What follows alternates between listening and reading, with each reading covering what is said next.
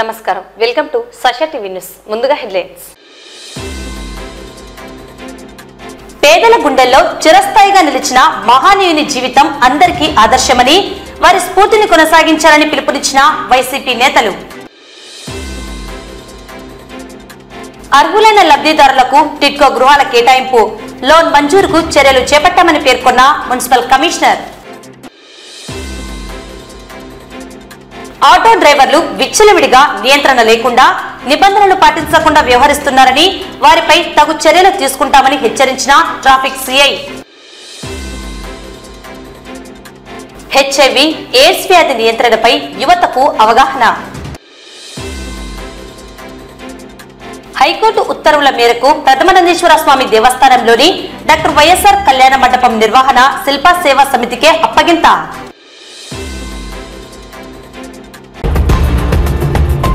దేశ రాజకీయ చరిత్రలో మహానేతగా పేదల గుండెల్లో చిరస్థాయిగా నిలిచిన దివంగత ముఖ్యమంత్రి డాక్టర్ వైఎస్ఆర్ జీవితం అందరికీ ఆదర్శనీయమని వారి స్ఫూర్తిని కొనసాగించాలని నంద్యాల జిల్లా వైఎస్ఆర్సీపీ పరిశీలకురాలు ఎమ్మెల్సీ కల్పలతారెడ్డి ఎమ్మెల్సీ ఇసాక్ బాషా మాజీ ఎంపీ పోజా బ్రహ్మాందరెడ్డి మాజీ market chairman PP Nagi Reddy municipal chairperson Mahabunisa Nandyal జిల్లా ఉపాధ్యక్షుడు దాల్మిల్ అమీర్ నంద్యాల వైసీపీ మహిళా విభాగం జాయింట్ సెక్రటరీ శశికళారెడ్డి జిల్లా ప్రధాన కార్యదర్శి సోమశేఖర్ రెడ్డి ఇతర ముఖ్య నేతలు పిలుపునిచ్చారు.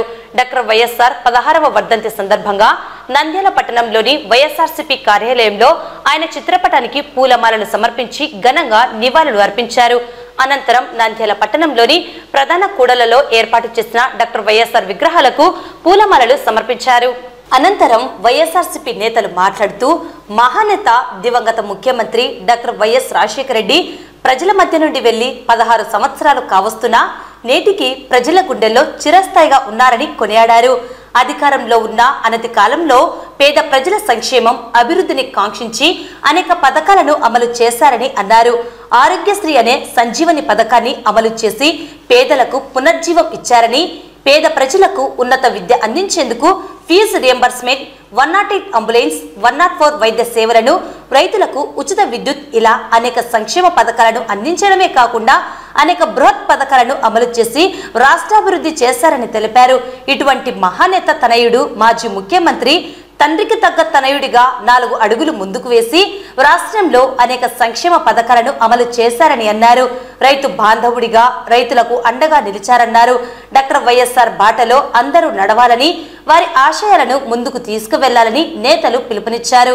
కార్యక్రమంలో జిల్లా ప్రచార కార్యదర్శి అమృతరాజ్, టైలర్ శివ, నంద్యాల జిల్లా సాంస్కృతిక విభాగం అధ్యక్షుడు TV Ramana, Karu Ravikumar, Sivanagireddy, doctor Subbareddy, councillors, cooption సభ్యులు మరియు వార్డు ఇన్ఛార్జీలు, వైసీపీ నాయకులు, అభిమానులు పాల్గొన్నారు.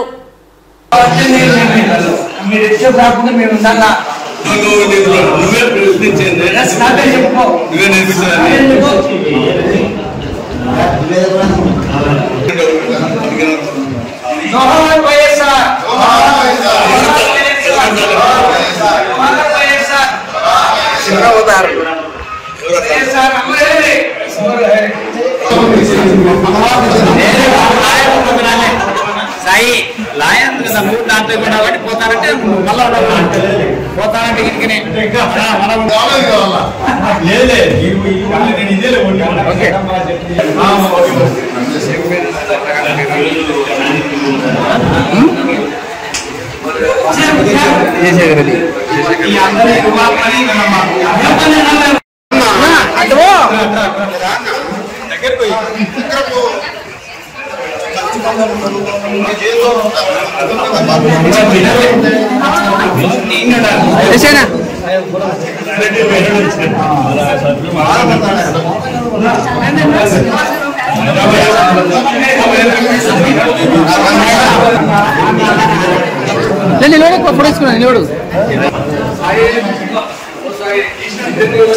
అయిపోయినా మీరు మళ్ళా మళ్ళా ఏమైంది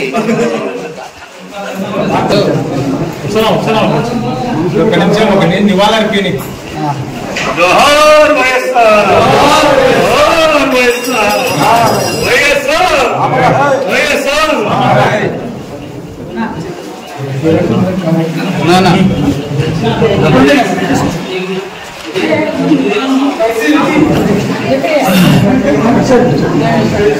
ఒక్క నిమిషం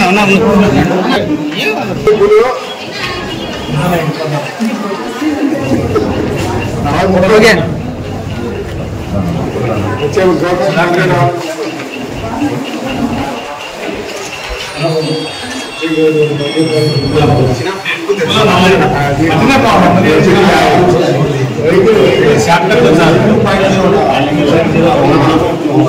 ఓకేనా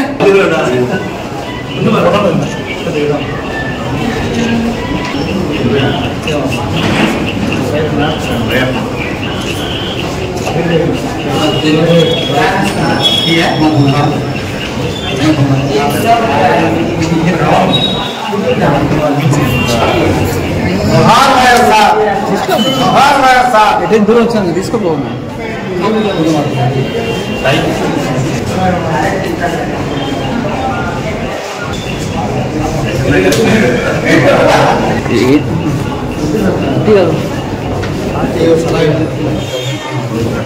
शेष छुट्टी है डबल ओके आज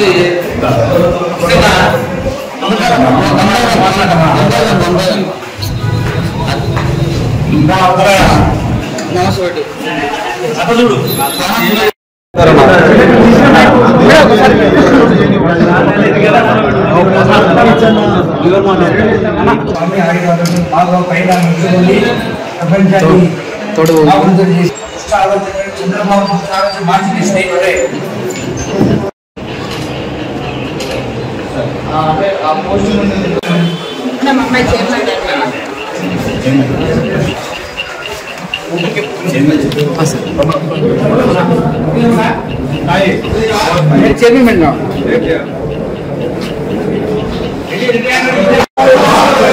हमारा है వైఎస్ఆర్ వైఎస్ఆర్ వైఎస్ఆర్ జోహార్ వైఎస్ఆర్ జోహార్ వైఎస్ఆర్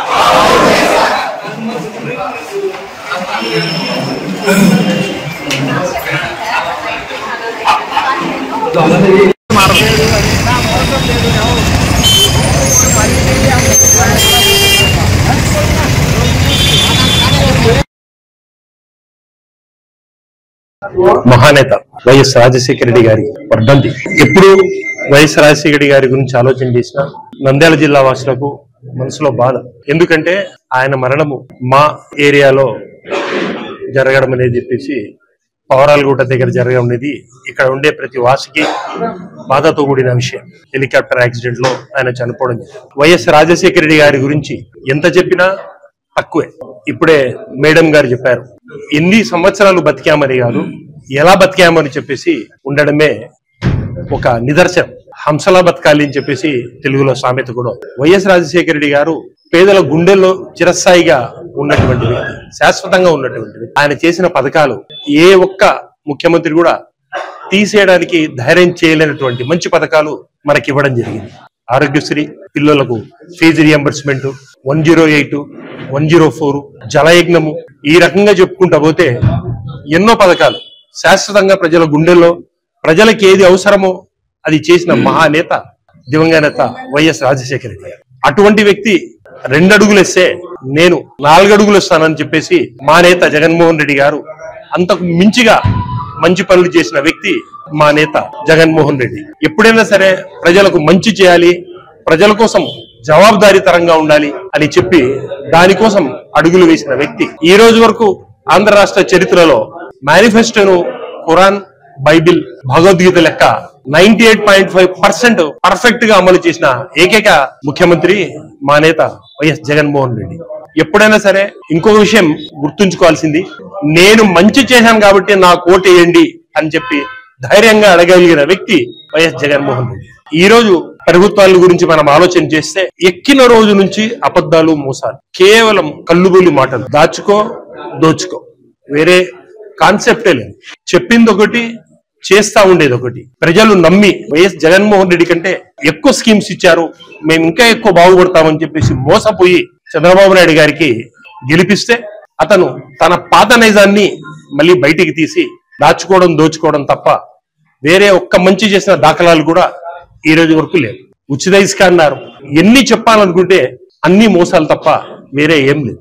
మరొక్కసారి వైఎస్ రాజశేఖర రెడ్డి వర్ధంతిని తలుచుకుంటూ ఇటువంటి మహానాయకులను ఎప్పుడు మనం మననం చేసుకొని ఆయన చూపెట్టిన మార్గంలోనే మనందరం నడిచి మన భవిష్యత్తును కాపాడుకోవాలా, మన భవిష్యత్తును తీర్చిదిద్దుకోవాలని చెప్పేసి కోరుకుంటూ సెలవు తీసుకుంటా ఉన్నాను. ఈరోజు వైఎస్ రాజశేఖర రెడ్డి గారి వర్ధంతి సందర్భంగా నివాళులు అర్పించడం జరిగింది. వైఎస్ రాజశేఖర రెడ్డి గారు మన మధ్యన లేకపోయినా కానీ ఈ యొక్క ప్రజల హృదయాల్లో, మన ఆంధ్రప్రదేశే కాదు తెలంగాణ ప్రజల హృదయాల్లో కూడా చిరస్థాయిగా నిలబడిన ఏకైక వ్యక్తి మన ప్రీతమ నాయకుడు. ముఖ్యంగా విద్యా వైద్యానికి కానీ వ్యవసాయానికి కానీ పెద్దపీట, ఇండియాలో పెద్దపీట వేసిన వ్యక్తి వైఎస్ రాజశేఖర రెడ్డి గారు. చాలా మంది తెలియని విషయం ఏంటంటే వ్యవసాయ పరంగా ఎక్కడ ఇండియాలో కూడా చేయని పని మొత్తం ఇండియాకంతా, నాట్ ఆంధ్రప్రదేశ్ తెలంగాణ, ఇండియాకంతా రైతుల కోసం బీటీ విత్తనం అనేది 1800 రూపాయలు అమ్ముకుంటే దాన్ని 750 రూపాయలు తీసుకొచ్చిన ఏకైక వ్యక్తి మన వైఎస్ రాజశేఖర రెడ్డి గారు. ఈ విషయం చాలా మంది తెలియదు. ఎందుకంటే 1800 ఎక్కడ, 700 ఎక్కడ అంటే రైతుల కోసం కంపెనీ ఎన్నుకుంటే ఆ కాటన్ ఎసెన్షియల్ కమోడిటీ యాక్ట్ కింద తీసుకొచ్చి దాన్ని 750 రూపాయలకి ఇచ్చిన వ్యక్తి మొత్తం మన ఆంధ్రప్రదేశ్ ప్రజలు కాదు, రైతులు, ఇండియా రైతులు. అంటే అలాంటి గొప్ప వ్యక్తి ప్రజల్లో చిరస్థాయిగా నిలబడుతున్నారు. అదే బాటలో మన ప్రీతమ నాయకుడు జగన్మోహన్ రెడ్డి గారు కూడా అదే బాటలో నడుస్తూ ప్రజలను మనం చేసే పని ప్రజల్లో చిరస్థాయి నిలబడాలి అనే ఆ నాయకుడిని డెఫినెట్గా వాళ్ళ బాటలో మనం అంతా నడుస్తూ వాళ్ళ సపోర్ట్ చేసి మన జగన్మోహన్ రెడ్డి గారిని ఫ్యూచర్లో సీఎంగా చూడాలని కోరుకుంటూ అవకాశం ధన్యవాదాలు. నమస్కారం. ఈరోజు ఆంధ్ర రాష్ట్ర చరిత్రలోనే ఒక మంచి ముద్ర వేసుకున్న మహానాయకుడు, అలాగే ప్రజల హృదయాల్లో స్థిరస్థాయిగా నిలిచిపోయిన మహానేత డాక్టర్ వైఎస్ రాజశేఖర రెడ్డి గారి 16వ వర్ధంతి సందర్భంగా ఆయనకు నివాళులు అర్పిస్తూ, రోజు రాజశేఖర రెడ్డి గారు ఒక వ్యక్తి కాదు, ఒక శక్తి. పేద ప్రజల గుండెల్లోనే చిరస్థాయిగా నిలిచిన వ్యక్తి రాజశేఖర రెడ్డి గారు. విద్యార్థులకైతే ఫీజు రియంబర్స్మెంట్ గాని, రైతులకైతే ఉచిత విద్యుత్తు కావచ్చు, అలాగే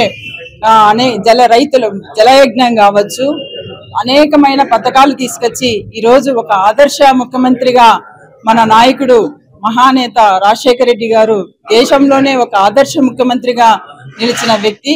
రాజశేఖర రెడ్డి గారు చూసుకుంటే ఆయన ఒకటే మాట చెప్పాడు, మనం ఎన్ని సంవత్సరాలు బతికామనేది ముఖ్యం కాదు, మనం ఎంత మాత్రం ప్రజలకు మనం ఉన్నంత వరకు ఎంత సేవ చేయాలి, వాళ్ళకి ఎంత సేవ చేయాలనేది ఒక ముఖ్యమని రాజశేఖర రెడ్డి గారు పదే చెప్పాడు.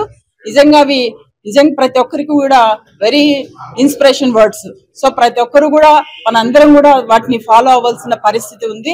ఎందుకంటే ఆయన చేసిన 5 సంవత్సరాలే పరిపాలనలో ఉన్నా కూడా ఎప్పుడు కూడా పోరాట యోధుడు.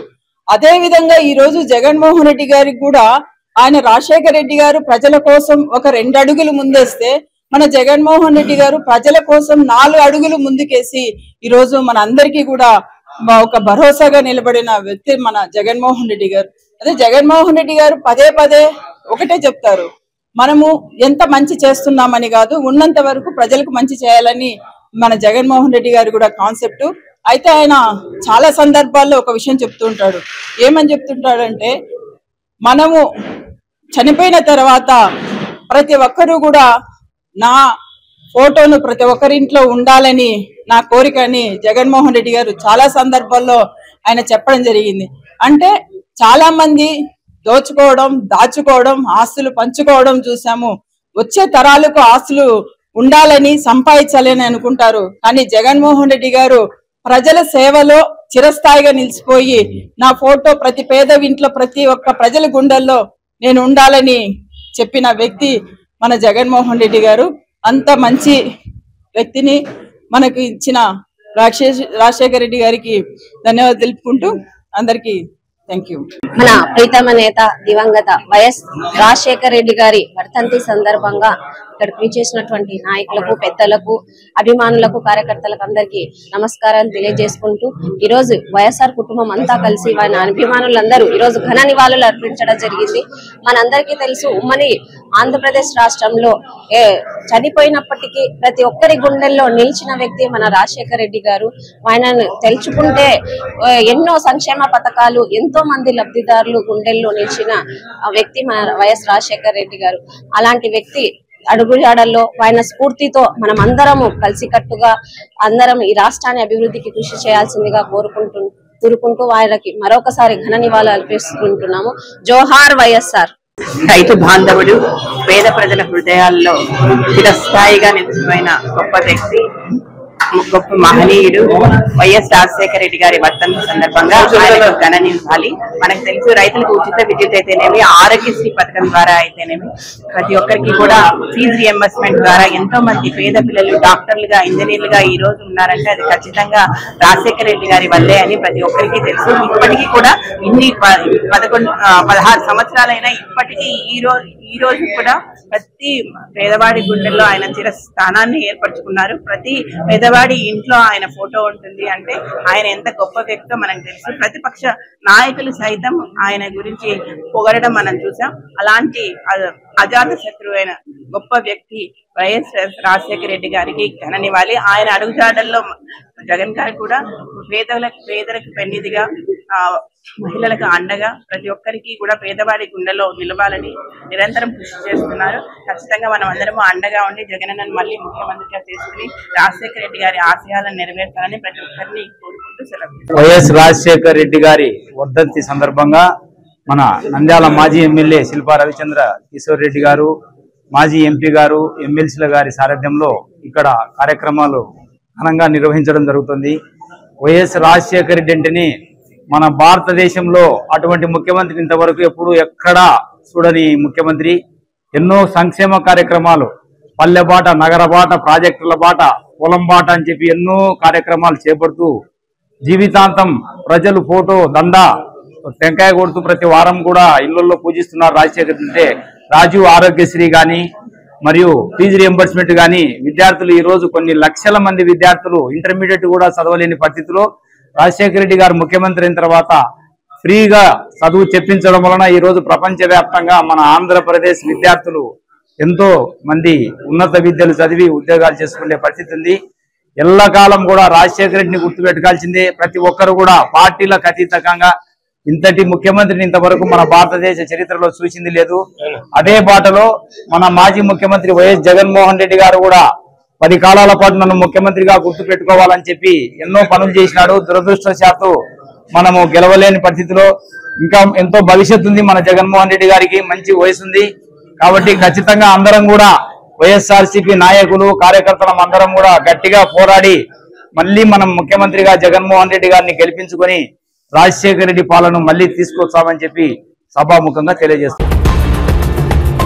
రాష్ట్ర ప్రభుత్వ ఉన్నతాధికారుల ఆదేశాల మేరకు పట్టణంలో నిర్మించిన టిట్కో గృహాలకు సంబంధించి అర్హులైన లబ్ధిదారులకు వాటిని కేటాయించేందుకు, అలాగే ఆ గృహాలకు హౌసింగ్ లోన్ ఏర్పాటు చేసేందుకు సమావేశం నిర్వహించి లబ్ధిదారులకు అవగాహన కార్యక్రమం మున్సిపల్ కమిషనర్ బండి శేషన్న ఆధ్వర్యంలో సోమవారం నిర్వహించడం జరిగింది.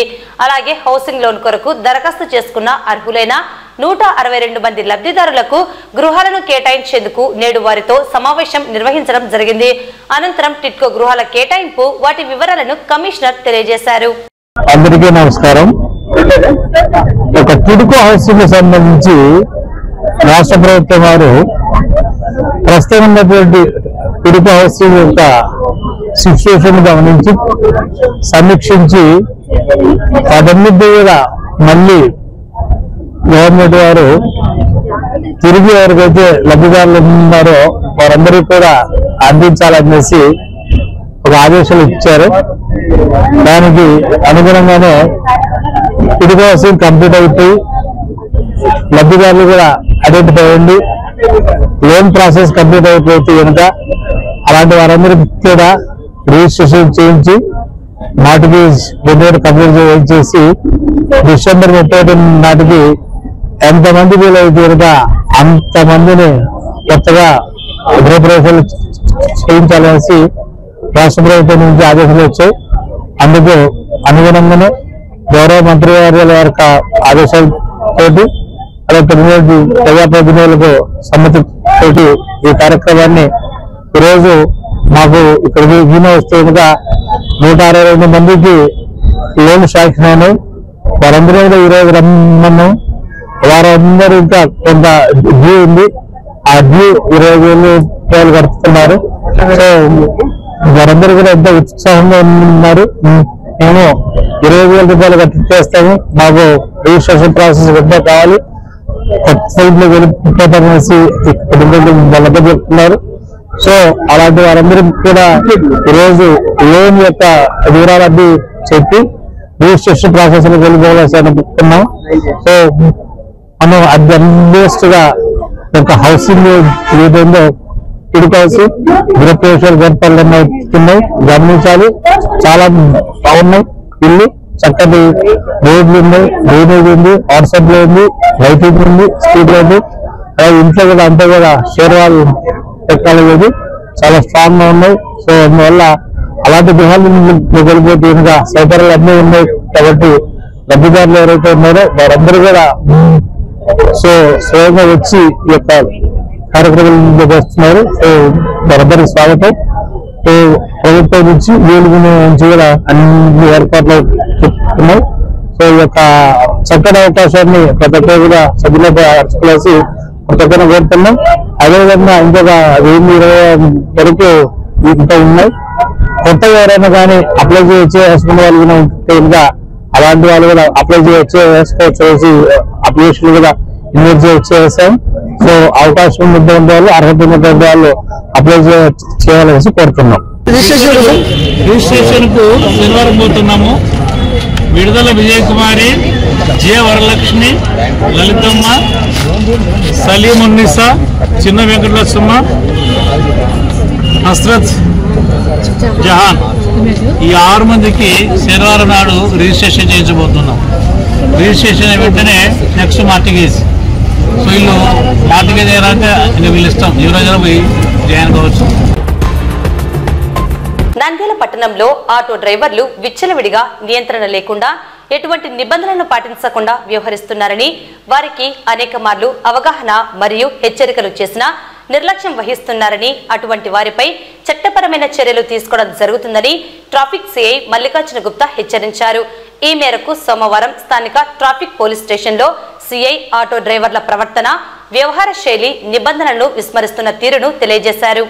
కాన్సన్ట్రేషన్ చేసిందంతా నంద్యాల టౌన్ లో ఉన్న ఆటో డ్రైవర్ల గురించి మేము చాలా కాన్సన్ట్రేట్ చేసి వాళ్లకు రకరకాలుగా అవేర్నెస్ ప్రోగ్రాములు, తర్వాత వాళ్ళకి ఆటో నడిపేటప్పుడు ఎటువంటి జాగ్రత్తలు తీసుకోవాలన్న విషయాల మీద చాలా సార్లు వాళ్ళకు అవగాహన సదస్సులు కలగజేయడం ఉంది. హెల్త్ ఇన్సూరెన్స్, హెల్త్ క్యాంపులు కూడా పెట్టడం జరిగింది. మా ఉద్దేశం ఏమంటే ఆటో డ్రైవర్లు అనే వాళ్ళ ఒక ప్రవర్తనను బట్టి ఆ యొక్క టౌన్ లో కూడా మనము ఒక లాండ్ ఆర్డర్ ని ఎస్టిమేషన్ వేయడానికి ఒక కారణంగా ఉంటుంది. ఈ ఆటో డ్రైవర్లు ముఖ్యంగా మేము సంవత్సరం నుంచి చెప్తానే ఉన్నాము, యూనిఫామ్ వేసుకోమని చెప్తున్నాము, కానీ వాళ్ళు యూనిఫామ్ ధరించడం లేదు. లైసెన్స్ ఉన్న వ్యక్తికే ఆటోలు ఇచ్చి నడపడానికి పర్మిషన్ ఇవ్వండి, లైసెన్స్ లేని వ్యక్తికి ఆటోలు ఇవ్వద్దండి అని చెప్పి చెప్తున్నాము, అది కూడా పట్టించుకోవటం లేదు. తర్వాత ఆటోల రెమ్యునరేషన్ కోసము రికార్డ్స్ అన్ని వెరిఫై చేసి ట్రాఫిక్ పోలీస్ స్టేషన్ నుంచి ఒక నెంబర్ ఇస్తా ఉన్నాము. ఆ నెంబర్ ఎందుకు ఇస్తున్నామంటే ఈ రిజిస్ట్రేషన్ నెంబర్ సరిగ్గా ఐడెంటిఫై చేయలేరు కాబట్టి పోలీస్ నెంబర్ అనేది ఉంటే పబ్లిక్ గ్రాస్పింగ్ ఈజీగా ఉంటుందని చెప్పి, తర్వాత టౌన్ లో ఎన్ని ఆటోలు ఉన్నాయి, వాళ్ళ యొక్క ట్రాఫిక్ పరిస్థితి ఏంటని చెప్పి దాని మీద అవగాహన కోసం కూడా మనము నెంబర్లు ఇవ్వడం జరిగింది. తర్వాత ఆటో డ్రైవర్లు అందరికీ చెప్పాం, మీరు రికార్డ్స్ అన్ని పర్ఫెక్ట్ పెట్టుకోండి, ఏదన్నా ప్రమాదవశాత్తు ఏదన్నా జరిగితే మీరు నష్టపోతారు, మీ కుటుంబం నష్టపోతుంది. తర్వాత మీ వలన ఎవరికి ప్రమాదం జరిగినా కూడా మీకు ఇన్సూరెన్స్ లేకపోయినా, డ్రైవింగ్ లైసెన్స్ లేకపోయినా ఆ నష్టం అనేది ఓనర్ భరించాల్సి వస్తుందని చెప్పి, తర్వాత ఎన్నో పలు సూచనలు వాళ్ళ మీద మంచి ఉద్దేశంతోనే మేము చాలా సార్లు చెప్పడం జరిగింది. కానీ వాళ్ళు విచ్చలవిడిగా ప్రవర్తిస్తే టౌన్ లో ట్రాఫిక్ రెగ్యులేషన్ లేకుండా, లేన్ డిసిప్లిన్ లేకుండా ఇష్టం వచ్చినట్టు నడిపితే పలు యాక్సిడెంట్లకు కారణమైనారు. కనీసము అర్హత లేకుండా డ్రైవింగ్ వస్తాది అన్న ఒక ఉద్దేశంతోనే వాడికి బండి ఇచ్చేసి వాడు ఇచ్చే రాత్రికి 500-1000 రూపాయలు బాడిగ కోసము మీరు చాలా నష్టపోతున్నారు. మీరు ఖచ్చితంగా దీని మీద కేర్ తీసుకోవాలి. డ్రైవింగ్ లైసెన్స్ లేని వ్యక్తికి బండి ఇవ్వద్దండి. అలాగే ఆటో డ్రైవర్లకు వాళ్ళకు సపోర్ట్ గా వచ్చే యూనియన్లకు కూడా మా పోలీస్ తరఫు నుంచి విజ్ఞప్తి ఏమంటే, మీరు ఎక్కడ పడితే అక్కడ ఖాళీ స్థలం కనబడితే అక్కడ ఒక జెండా నాటేది, ఇది ఆటో స్టాండ్ అని చెప్పి పెట్టడము అట్లా జరుగుతూ ఉంది. తర్వాత శ్రీనివాస కాంప్లెక్స్ పక్క రోడ్లో ఉండే శ్రీనివాస కాంప్లెక్స్ లో కూడా మేము రోడ్డుకు టర్నింగ్ లో ఆటోలు పెట్టద్దని చెప్పి చెప్పినాం. కొద్దిగా ముందరికి 2-3 ప్లేసులు చూపించి అక్కడ 4 ఆటోలు పెట్టుకోమని చెప్పినాం. అయినా కూడా మీరు విచ్చలవిడిగా ఆటోలు పెట్టుకొని ట్రాఫిక్ విపరీతమైన అంతరాయం కలుగజేస్తున్నారు. మా city bus stand main road లో 2 ఆటోలు పెట్టుకోమని చెప్పినాము. అది కూడా మీ విజ్ఞప్తి మేరకు 2 ఆటోలు పెట్టుకోమని చెప్పినాం. అయినా కూడా మీరు ఇచ్చిన మాట తప్పి విచ్చలవిడిగా రోడ్ల మీద ఆటోలు పెట్టి ట్రాఫిక్ విపరీతమైన అంతరాయం కలుగజేస్తున్నారు. మీకు ఎంత చెప్పినా కూడా మీలో మార్పు రాలేదు. కనీసం యూనిఫామ్ వేసుకోమంటే కూడా యూనిఫామ్ వేసుకోకుండా మీ యొక్క వేషధారణ ఎంత విచిత్రంగా ఉంటుందంటే నిక్కర్లు వేసుకోవడం, పంచలు కట్టుకోవడము, తర్వాత విపరీతంగా అసలు చూడ్డానికి ఒక విధంగా అంటే ఒక చూడ్డానికి కూడా మిమ్మల్ని నమ్మకం కలగలేని వ్యక్తుల మాదిరిగా తయారయ్యి మీరు ఆటోలు నడిపితే మీ ఆటో ఎవరెక్కుతారనేది ఆలోచించుకోండి. మీ మీద నమ్మకం ఏర్పడడానికి ఒక కారణం అనేది ఉంటుంది. మీకు ఎన్నోసార్లు చెప్పిన నీటిగా ఉండండి, యూనిఫామ్ వేసుకోండి, ప్రయాణికుల పట్ల మీరు గౌరవంతో ప్రవర్తించండి, అంతే తప్ప వాళ్ళని తిట్టేది బెదిరించేది చేయొద్దని చెప్పినాం. చిన్న యాక్సిడెంట్ జరిగినప్పుడు కూడా మీ తప్పు పెట్టుకొని కూడా మీరు వాళ్ళను ఇష్టం వచ్చినట్టు బూతు మాటలు మాట్లాడడము, వాళ్ళతో గొడవ చేయడం నా కళ్ళ ముందు 2-3 సందర్భాలు జరిగినాయి. పిలిపించి వాళ్ళకి వార్న్ చేయడము, ఫైన్ వేయడం జరిగింది. మిమ్మల్ని క్రమశిక్షణగా పెట్టడము నా బాధ్యతగా భావించి మీ మీద నేను స్పెషల్ డ్రైవ్ చేస్తాను. ఖచ్చితంగా మీలో మార్పు రావాలి. మార్పు రాకపోతే మీరే నష్టపోతారు తెలుసుకోండి. మీ వలన నంద్యాల ట్రాఫిక్ లో చాలా అంతరాయం ఉంది.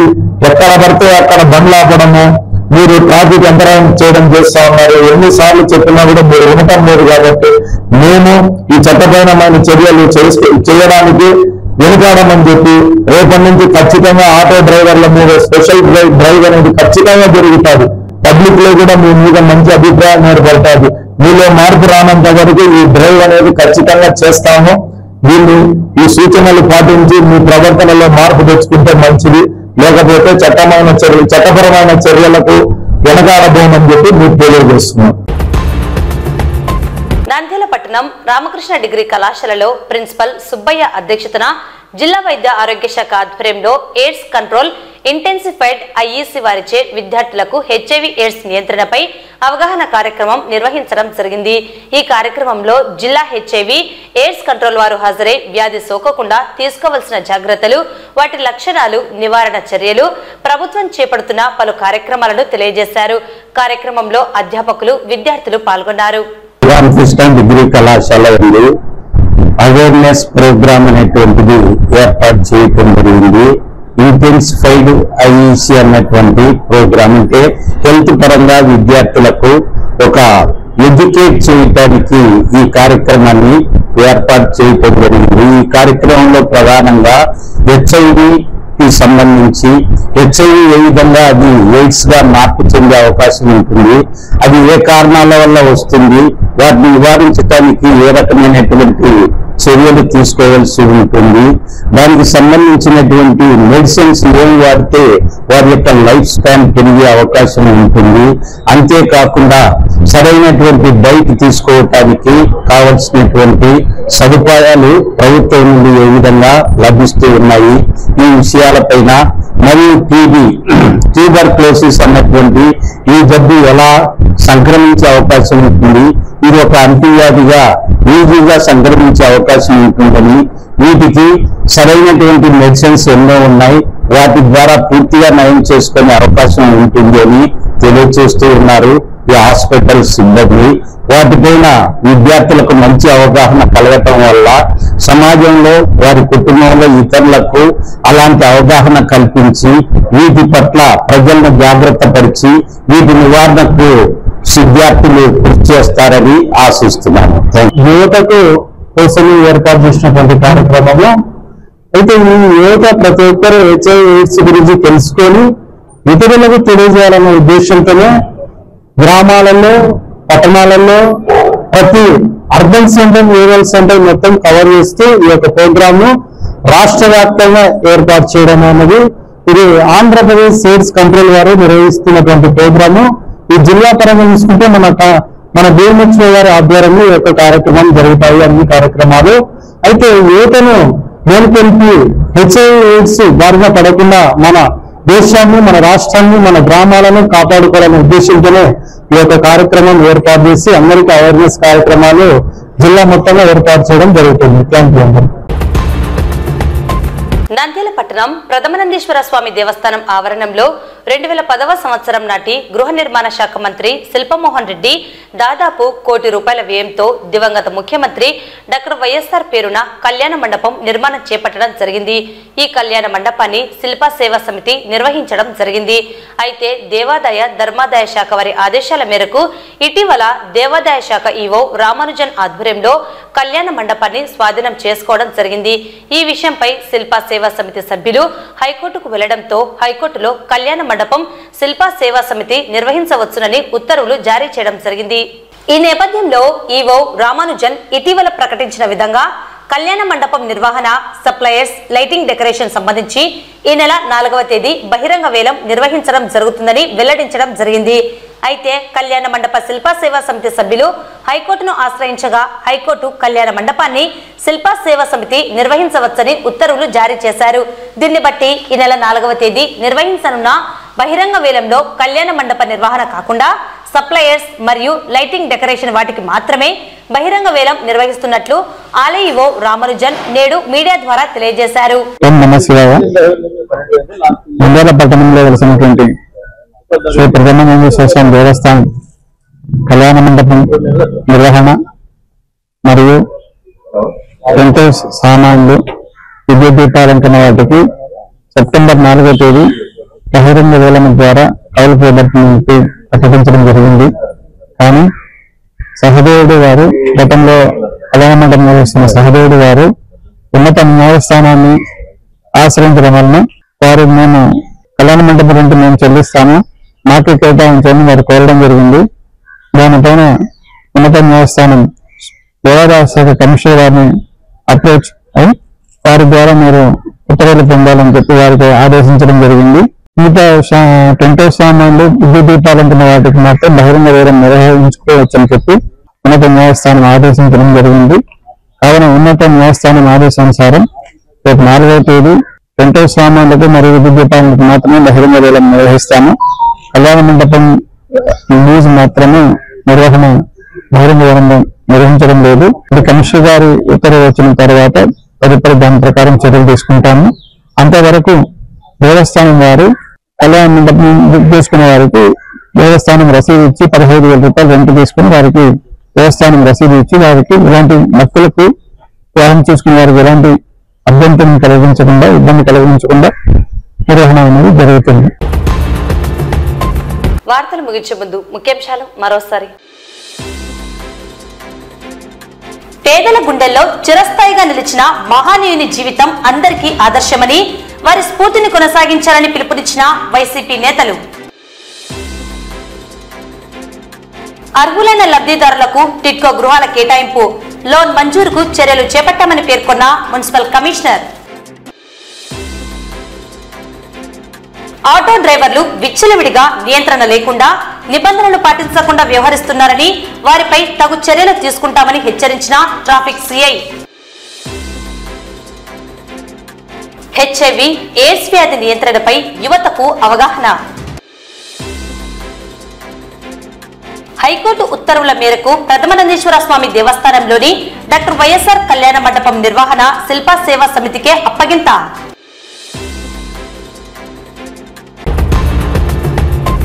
ఈ వార్తలు ఇంతటితో సమాప్తం. నమస్కారం.